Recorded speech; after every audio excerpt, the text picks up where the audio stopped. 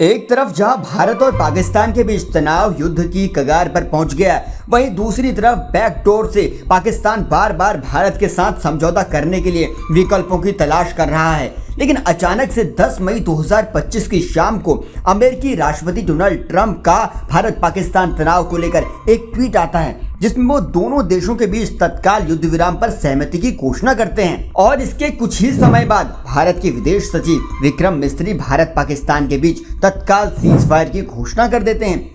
लेकिन उसके बावजूद पाकिस्तान अपनी कायराना हरकत करते हुए भारत के कई शहरों पर ड्रोन से हमला करता है। इसके अलावा LOC पर भी गोलीबारी की खबरें आती हैं।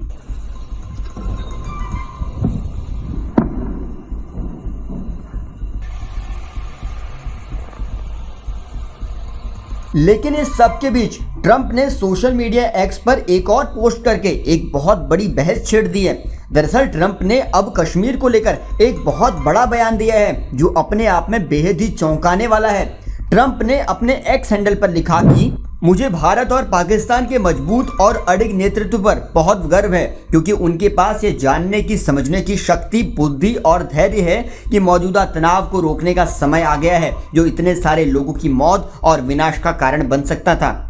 इस तनाव में लाखों अच्छे और निर्दोष लोग मारे जा सकते थे। आपकी विरासत आपके साहसी कार्यों से बहुत बढ़ गई है। मुझे गर्व है कि अमेरिका आपको इस ऐतिहासिक और वीरतापूर्ण निर्णय पर पहुंचने में मदद करने के लिए सक्षम था, जबकि चर्चा भी नहीं हुई। मैं इन दोनों महान राष्ट्रों के साथ व्यापार को काफी हद तक बढ़ाने जा रहा हूं। इसके अतिरिक्त मैं आप दोनों के साथ मिलकर ये देखने के लिए काम करूंगा कि क्या 1000 साल के बाद कश्मीर पर कोई समाधान निकाला जा सकता है। ईश्वर भारत और पाकिस्तान के नेतृत्व को उनके अच्छे काम के लिए आशीर्वाद दे। लेकिन बड़ा सवाल ये है कि क्या भारत कश्मीर को लेकर किसी तीसरे पक्ष की मध्यस्थता को स्वीकार करेगा, क्योंकि भारत का शुरुआत से ही ये पक्ष रहा है कि कश्मीर हमारा आंतरिक मामला है और इनमें किसी तीसरे पक्ष का हस्तक्षेप हमें स्वीकार नहीं है। लेकिन इस सब के बीच बड़ा सवाल ये भी है कि जब LOC पर गोलीबारी चल रही थी तो पर्दे के पीछे ऐसा अचानक से क्या हो गया, जिसके कुछ घंटों बाद सीज फायर का ऐलान हो जाता है। तो आपको बता दें, इसको लेकर CNN ने अपनी एक रिपोर्ट में कहा है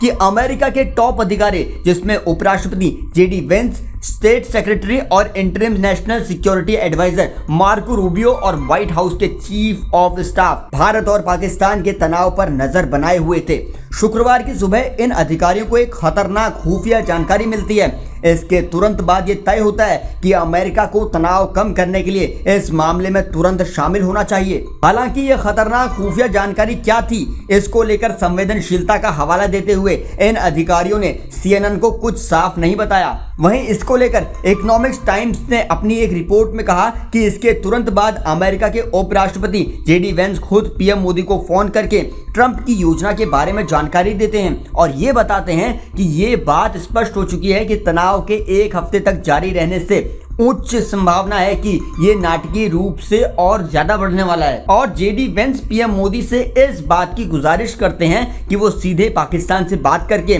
तनाव कम करने के विकल्प पर विचार करें। हालांकि सीज फायर होने के बाद मार्को रूबियो का भी बयान सामने आता है। वो कहते हैं कि भारत और पाकिस्तान व्यापक मुद्दों के संबंध में एक निष्पक्ष मंच पर बातचीत के लिए तैयार हैं, लेकिन भारतीय अधिकारियों ने इसका विरोध किया और कहा कि सिंधु जल संधि को निलंबित करने समेत तमाम दबावपूर्ण कूटनीतिक उपाय यथावत बने रहेंगे। वहीं दूसरी तरफ विदेश मंत्री S जयशंकर ने भी साफ कर दिया कि आतंकवाद को लेकर भारत के रुख में कोई बदलाव नहीं आया है। जयशंकर ने अपनी एक एक्स पोस्ट में लिखा कि भारत ने आतंकवाद के सभी रूपों और अभिव्यक्तियों के खिलाफ लगातार एक दृढ़ और अडिग रुख बनाए रखा है और अब भारत ने POK से लेकर पाकिस्तान के भीतर आतंकी ठिकानों पर हमला करके एक नई लाल रेखा खींच दी है। और सीज फायर के बाद विदेश मंत्री का ये बयान ये साफ करता है कि अब पाकिस्तान को राज्य प्रायोजित आतंकवाद के लिए भारी कीमत चुकानी पड़ेगी। फिलहाल आप हमारी इस रिपोर्ट पर क्या कहते हैं, कमेंट सेक्शन में लिखकर बताइएगा